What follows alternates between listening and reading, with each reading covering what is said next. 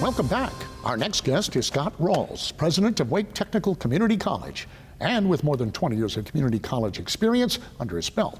It's safe to say that Wake Tech is in good hands. And Doctor, welcome to the show. Yeah, thank you for having me, Bill. You're kind of new as the president of Wake Tech, but you're not new to the business at all. No, I've been around a while. It's my third college, and I was president of the state North Carolina Community College system for 7 years, so I've been around. So tell me about Wake Tech. I think everybody knows about Wake Tech, at least in this area, but give us the background. Well, you know, I think Wake Tech is one of America's great opportunity engines. It's really unique, and sometimes you don't realize it when you're here so close to it. But I say that because North Carolina community colleges are unique. North Carolina community colleges do more things, are more comprehensive than any other type of community colleges in the country. Wake Tech is the biggest of North Carolina's community colleges, so there's a breadth and opportunity at Wake Tech that I don't think you can find hardly any other community college in the country. Well, let's talk a little bit more about some of the things you do. I mean, you have a lot of students. Yeah, and each one's a little individual, a little unique individual. So how do you address all of those needs and then also produce, give them a product that they need and can go out and find a job? Well, there's a commonality that our students share, and that's that they're all striving to better themselves, better the opportunities for their families. So they enter through different doors, if you will, into different types of programs. So we have students at our healthcare campus that are studying nursing. We have students at our Beltline campus who are learning to speak English. We have students who are at our public safety campus. We have all the state troopers will come through that campus. You have students that are each of them have different aspirations, different goals, and each of them play different roles in our community and our workforce, but their commonality is their aspirations, and that's what we embrace. That's a tough job, though. I mean, that's a lot of folks and aspirations. It's a fun job, though. It is. Oh, I bet it is. Yeah. I bet it is. Now, I know Wake Tech. You can go to Wake Tech. You mentioned nursing, for instance, and there are so many other programs you can enroll in. But you can go from Wake Tech and you can go on to something else from Wake Tech. You have a lot of absolutely.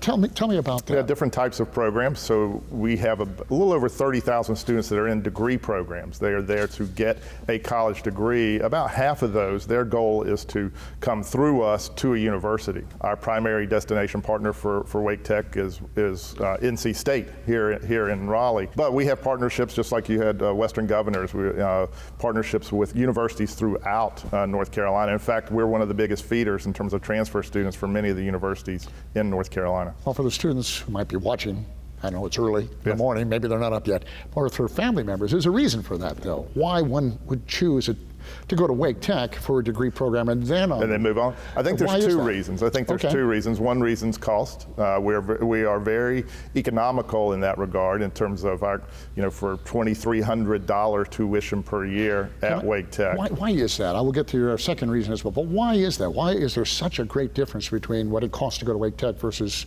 some of these traditional colleges in the area? Well, I think one of it is sort of the North Carolina way. In North Carolina, there's always been a focus on, in fact, it's in the North Carolina Constitution for higher ed to be as free as practicable. Since that time we've been debating what's practicable, but that's also meant lower cost education in public universities and community colleges. So that's part of it. Community colleges, we try to stay efficient and stay cost effective because we typically serve more lower income and working class students. So that's a focus for us.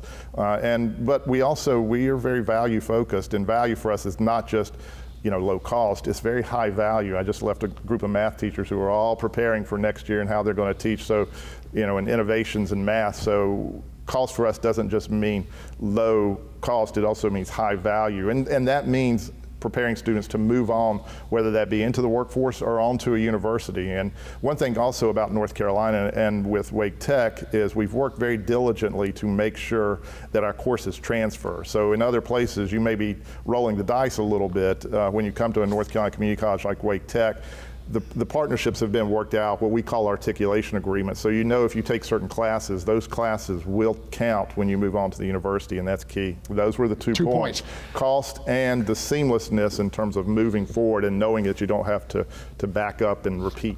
There's also a stat, which I think I read somewhere here, that when you go to Wake Tech, for instance, or a community college, and then transfer to another college, you generally are doing better than those that have initially just started with the four-year college. Have you seen that stat? Yeah, I mean, what the stat is those students who graduate with our associate degree and then move on to one of the public universities, after 1 year, they have a higher GPA than the native students. Why do you think that is? I think it's a combination of reasons. I think one of the reasons, though, is for our students. Our students' average age is 27, so a lot of times our students, when they're coming to Wake Tech, they're there very purposeful. Not that other students aren't, right, but they're coming, they don't have a reason to be with us other than the eagerness of getting that education and moving forward. And so they have this, I think, this motivation and grit to move forward. I think I really applaud our faculty too. Our faculty are full-time teachers. That's what they do, is they teach, and so they focus on that teaching and that education. So I think they're well prepared when they move forward as well. You also have a lot of students who are online, like we do. Yeah. Yeah, Wake Tech has actually been rated recently one of the best, or the best online community college in the country. And for us, online is a natural because majority of our students work, and so they need the convenience of online, not for every class typically, but for some of their classes to make it possible for them to work and go to school at the same time. And it's fairly convenient to get to, in Wake County anyway, a Wake Tech campus. Yeah, we have 9 locations, 6 campuses. We're right around the corner no matter where you are in Wake County. Man, it just makes so much sense. It really does. You seem very passionate about it. I am. It's an opportunity engine. I like to say Wake County runs on Wake Tech. It's amazing. 25% of all the graduates of high schools will go through Wake Tech doors in terms of within a year. So it's a remarkable place, and I'm just privileged to be there now. Well, it's easy to get information, I'm sure. Online? Yeah, waketech.edu. Come find us. It's a great place to be. Pleasure. Thank you for taking time. Thank you for having me, Bill.